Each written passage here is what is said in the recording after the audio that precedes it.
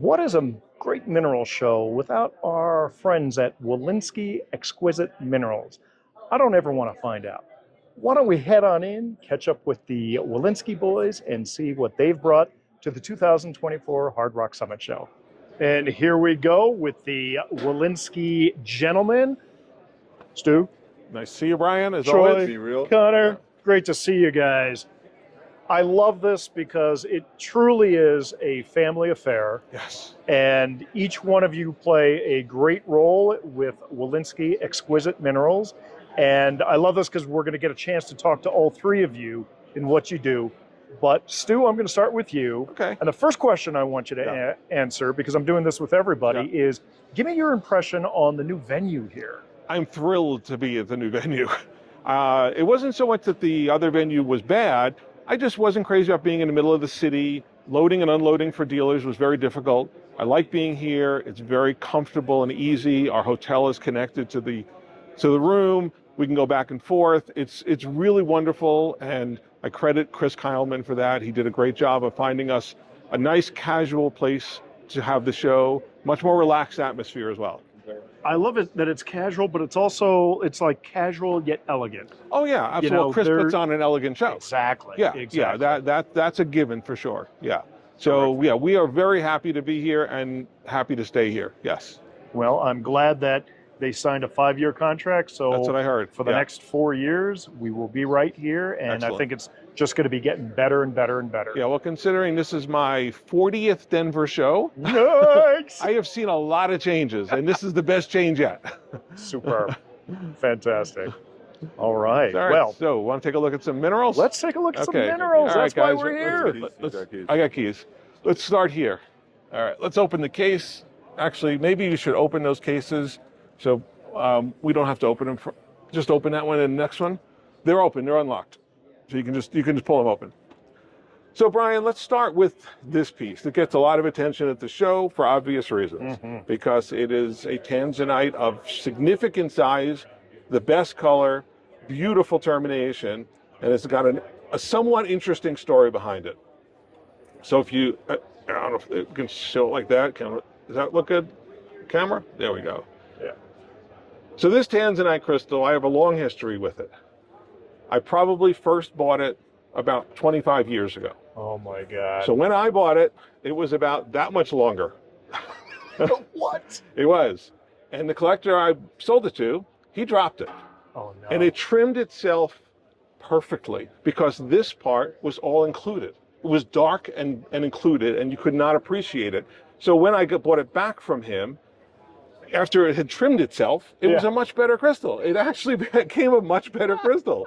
So it improved it. Hold it up right to the light. Yeah, I know, it's a little hard to see, I know, on camera. But so it's one of my favorite rocks we have. We put it out just for this show. It's the first time it's been out.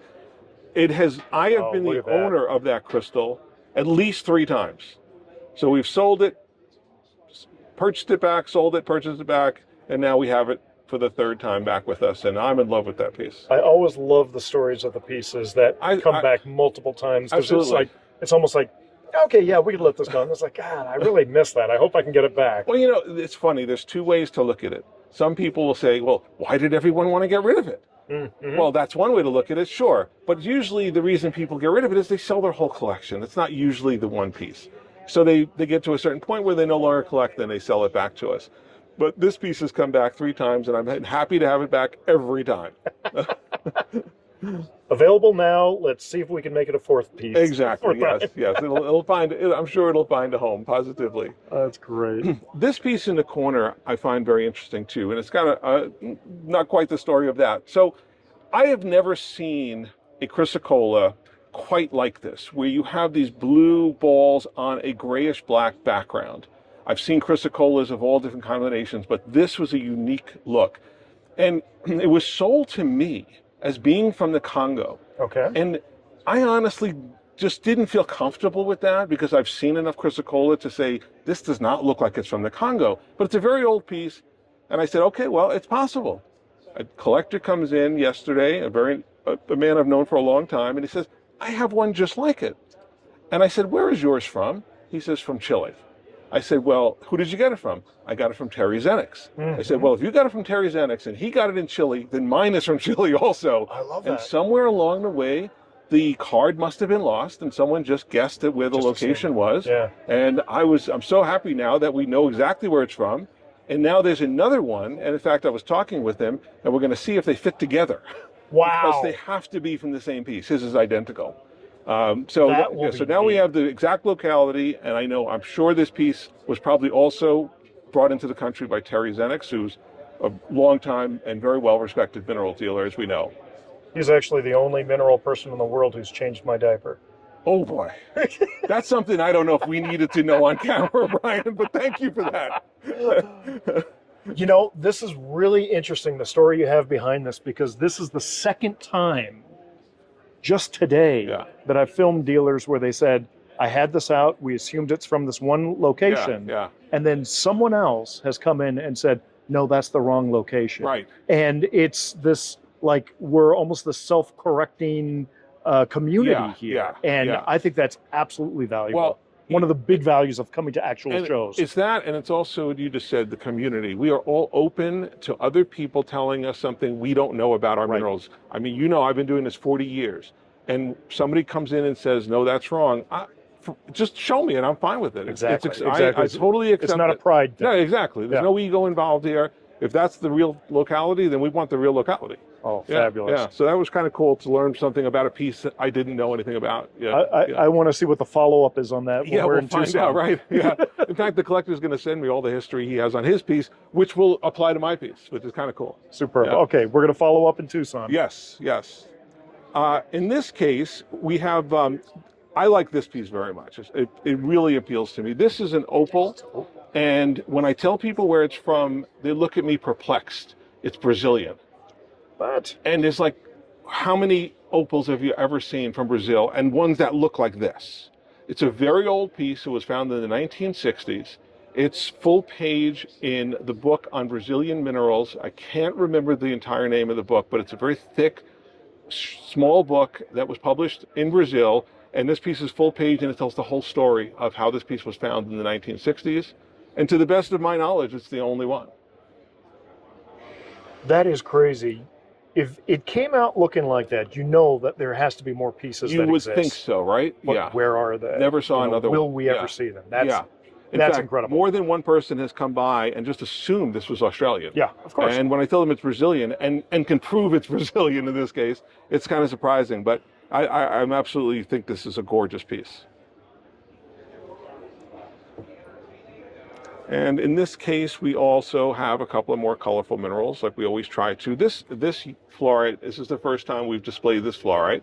This is a piece from Ross Lilly's collection. Of course. And it is absolutely perfect. And to find such a pure yellow from Illinois is one of the rarest colors. People usually assume blue was the rarest color.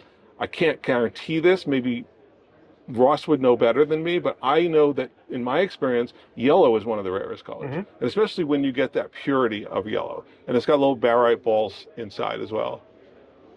And this is another piece that we sold when the collection came on the market. We bought this, sold it, and got it back recently. From the collector we sold it to. The way that it's highlighted in that light right there is just, oh man, that thing glows. It's like a flame. Yeah. And you know, I've been noticing more and more, especially at this show, the yellow minerals. There seem to be a few more yellow minerals that I'm used to seeing, that I'm normally used to seeing. And it's always thrilling to see that. Yellow minerals, I don't think a lot of people think about this, but how many yellow minerals are there? Exactly. You've got sulfur, fluorite, and of course, we covered this in Tucson. Yeah, this is incredible. Yeah. But yellow is not a common color in minerals. There's just a handful that are a good, nice yellow. Exactly. But yellow fluorite, I mean, and at that hue, it's just stupendous. To an experienced collector, if you say yellow fluorite, you think of the Hilton mine in England, because that's so classic yellow. And then you do get yellows out of Spain, but they're very small crystals normally. But to find a really good yellow from another locality, it's hard to do, really hard. Yeah, so I really appreciate that piece very much. I love And that. this is another piece, too, that came back to us from a collector. Nishwaning Rhodo, classic locality. We sold this several years ago to a collector, and we recently purchased this collection and got our piece back. So we're recyclers.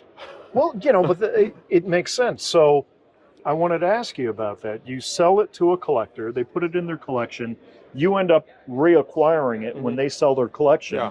Is it because you have built such a good relationship with them that when they decide to deacquisition their collection, you're the first one they call? That's exactly what it is. Okay. And I'm sure many other dealers will tell you the same story, that in our field, and I imagine other collectible fields too, you do build these very solid relationships with collectors through doing business properly, integrity, and selling them the right minerals, and they almost always come back to you as the person who sold them to them, and you get to buy your minerals back again. And I often find that that's important to me. I want my minerals back because I liked them the first time, I like them the second time, and the third time.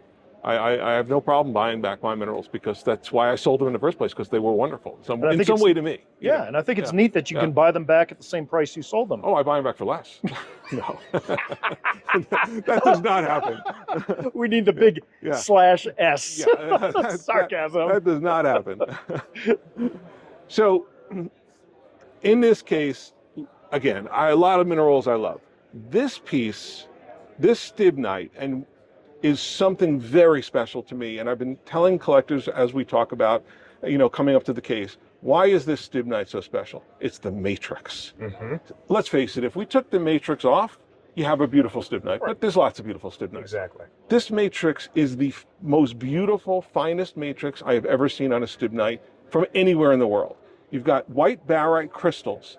Then you have this sparkly overgrowth of druzy quartz with gray and white stripes. I have never seen a matrix more beautiful on a Stibnite before. And Stibnite in general doesn't come on beautiful matrix. It's not common, but that matrix is stunning. I mean, you could cut that and make jewelry out of it. You bring up a great point. Really, the gray stripes. Oh, yeah. As weird as it seems, it really kind of makes that matrix. To me, it makes the whole specimen. And quite honestly, again, if you took the matrix away and just had a Stibnite cluster, it wouldn't be a mineral I would be offering for sale normally, because it would be a nice Stibnite. That's all it would be. Yeah. But now it turns it into a great Stibnite. And I really try my best to refrain from saying best of, whatever. This is the best Stibnite I have ever seen. And it's all because of the matrix. Yeah, yeah. It changes everything. It changes the piece into a special thing. And I think that over the last, 20 years or so, we have learned to put more emphasis on matrix as well as the crystals on the matrix. And I think that when I started, matrix was just a word. Right. It was just anything the crystal stood on, we didn't care. As long as it was on something. Now we care, and I think that is long overdue. Well, it's a more sophisticated way of collecting. Right, and exactly. I think that speaks well for the entire industry. Yeah, we have evolved into, okay, it's on matrix, but is the matrix adding something to the mineral? Exactly. Or is it just there? And I think if you look across this case, you'll see beautiful crystallized orthoclase, beautiful crystallized lepidolite. This is hard to say what's the matrix because you've got three minerals on here, but even this, the white is like a druzy, glistening white. So to me, we're now realizing that matrix is something that is as important as the species itself that's on there. Certainly. And this piece here, this morganite, I've got also a little, again, very typical history of buying it back more than once, but this piece, first of all, the morganite has got an unusual shape. Mm-hmm. You've got this sort of bullet termination on a morganite, which is kind of, you don't see that. It's more you would expect that on an aquamarine. And it's truncated here like a typical morganite would be. So this piece I bought, probably 25 years ago, and it was about that big when I bought it. Wow. We trimmed it down the second time I owned it, and now this is the third time. And that's without dropping. Oh no, we didn't drop this one. This is now the third iteration of this piece, and we finally got it down to the trim that I think it always needed to be. Really? So you have just this balance of the smoky quartz and the morganite and a little bit of matrix, just enough to offset it. But this is the third time we've trimmed this piece, and now we've got it exactly the way we want it. Okay, so let me ask you this. When you first got it, it was large. You did a single trim. Much bigger. What was the catalyst for you to stop? at that first trim? Well, when you trim a mineral, you know you can't go back. Right. So whatever you take There's no off is gone Control-Z. forever. Yeah. So you try to do it conservatively.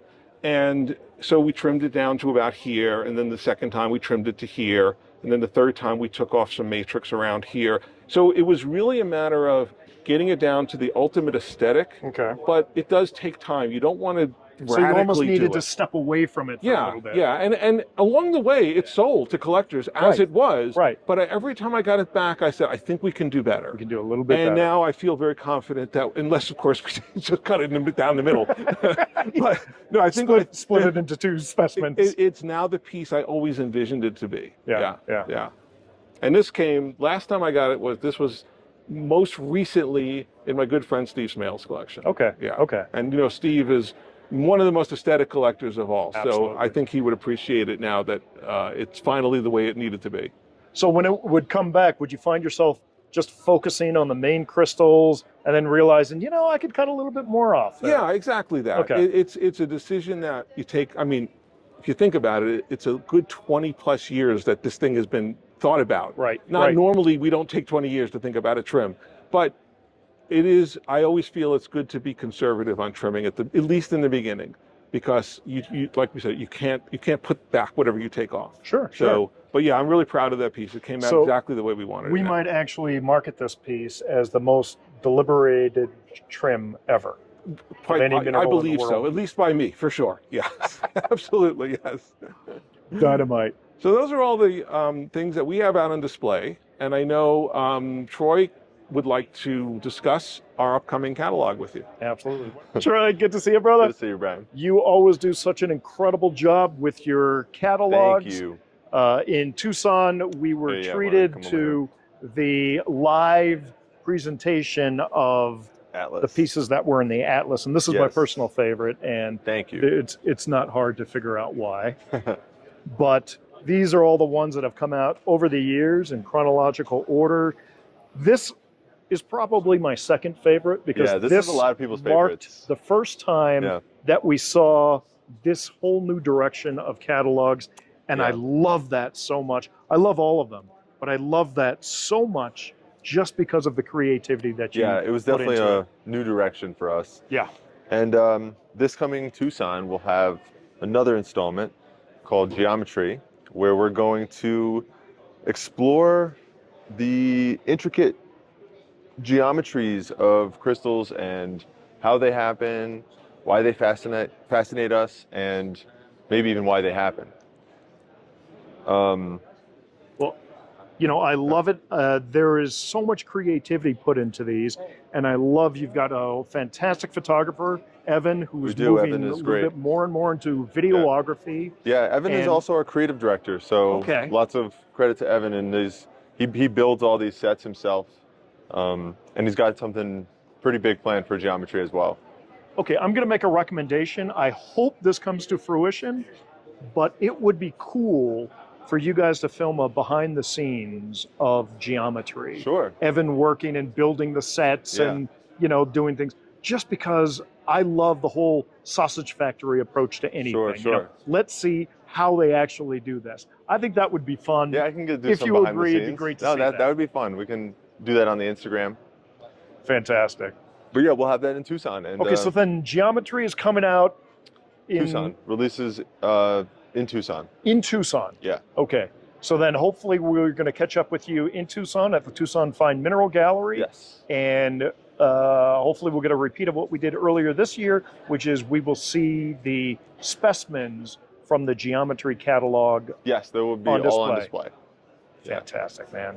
All right. I'm really looking forward to it. Thank you, Brian, as always. I love this, and I know that you've got other ideas and plans that you're putting into fruition in terms of other catalogs, and I really, really hope that you guys continue doing this, because it's one of the freshest new things in the mineral world. I love it. Appreciate you. Thank you, brother. All right. We're going to get Connor on camera here. Connor, how you doing, brother? How's it going, Brian? Good to see you. I think we've had you on a What's Hot a few years ago. Yeah. Since that time, you've been taking a more active role in Wilensky Exquisite Minerals. I have. Why don't you share with us a little bit of what you do, what your role is, and then hopefully we can sneak in the back room and look at a couple things that that you like, so that we can get a sense of where your taste of aesthetics are. Yeah. So I do sales mostly. I also do all our social media and other logistics. Okay. So anything that you guys are doing online, that's you. Yeah. Yeah. Super. Super. Yeah. Fantastic. Yeah. So come on back. I'll show you some cool let's stuff. go take a look. So I'm a huge quartz collector. I love quartz. Oh yeah. Yeah. Most of my collection is quartz. So we have here an awesome Brandberg amethyst. So you can see the amethyst, the clear quartz, and then you can see smoky quartz in each crystal as well. And it's on prehnite, which is awesome. That is superb. It's just killer aesthetics.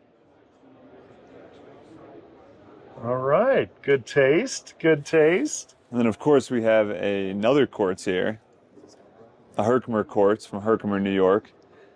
So these have a special place in my heart. My father took us here as kids to dig, and it was super fun, and it really cemented my love of quartz. Yeah. Well, I mean, you guys are based in New York. Yeah. So anything that comes from the state, of course, you've got to love. And with a piece that's as beautiful as this, it's hard not to love it. So I would say double the love for this. I love it. As much as I wanted to do a third quartz, I got something different. So we have an Indian calcite on chalcedony. Wow, look at the aesthetics of that. So delicate.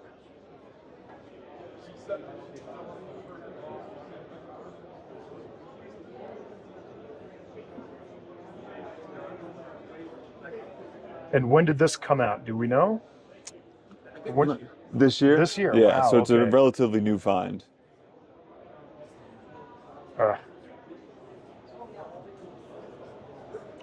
Who knows? Maybe one of these are going to show up in one of the Wilensky catalogs someday. All right. Connor, thank you so much. Thank you, Brian. We'll catch up with you in Tucson. We will. All right. Cheers.